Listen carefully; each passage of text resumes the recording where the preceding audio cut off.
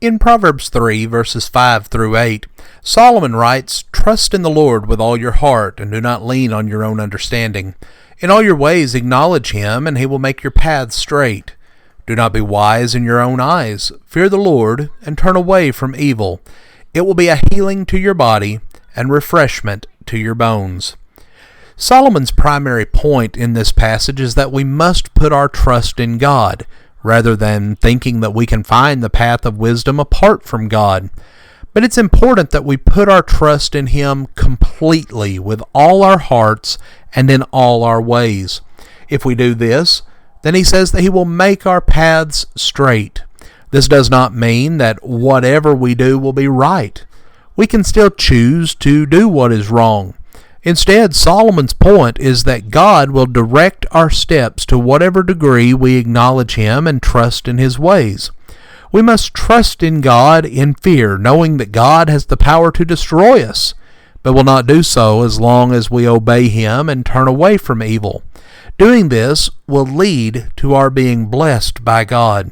Solomon writes in Proverbs 16 and verse 33 that the lot is cast into the lap, but its every decision is from the Lord.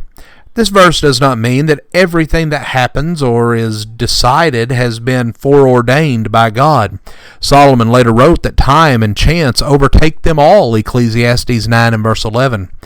The casting of lots was a practice that was done under the old law for matters which required a divine decision.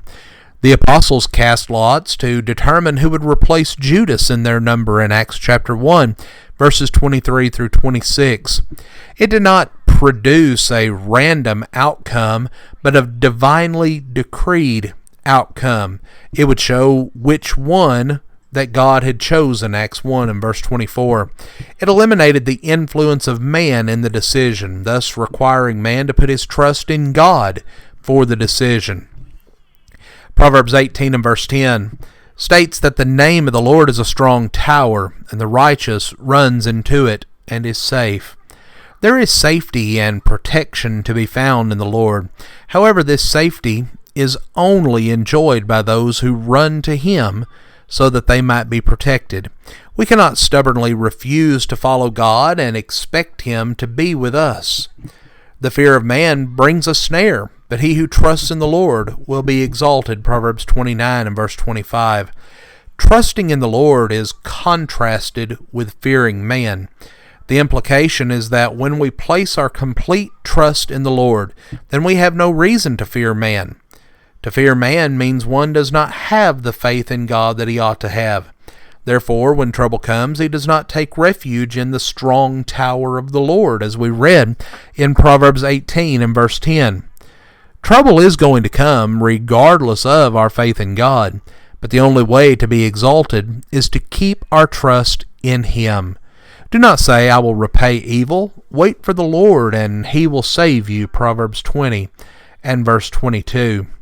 Friends, when trouble comes against us from our fellow man, we are to leave vengeance to God, Deuteronomy 32 and verse 35, and also Paul addresses this in his letter to the Romans in chapter 12 and verse 19. Though we may have to wait for God, in the end, the salvation that he offers is far greater than whatever vengeance we might be able to obtain for ourselves. Friends, we want to thank you for joining us for our program today. We hope that God blesses you today with a wonderful day, with a wonderful weekend, and we invite you to worship with us this Sunday morning at 10 o'clock at the Pyburn Street Church of Christ.